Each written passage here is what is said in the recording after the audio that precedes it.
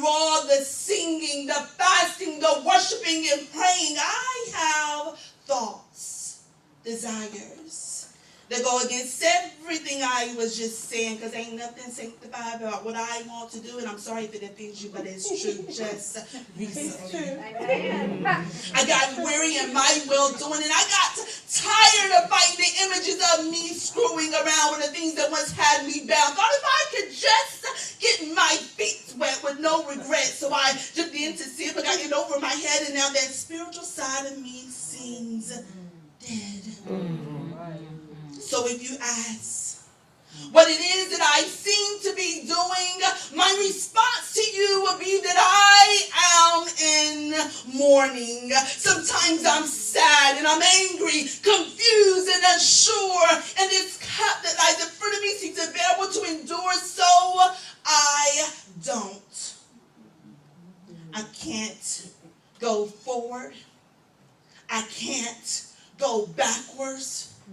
So I won't. I'll just exist.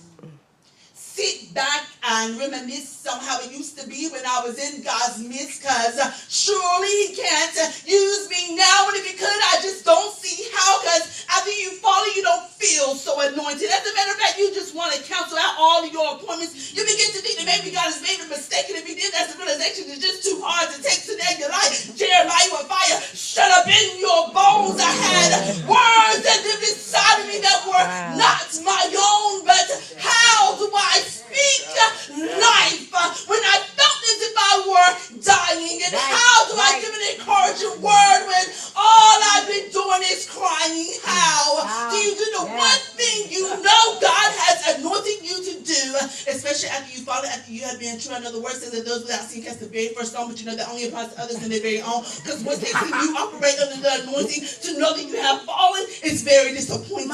So now you're at a crossroads, so to speak. When you go your own way, I want to be God that you seek.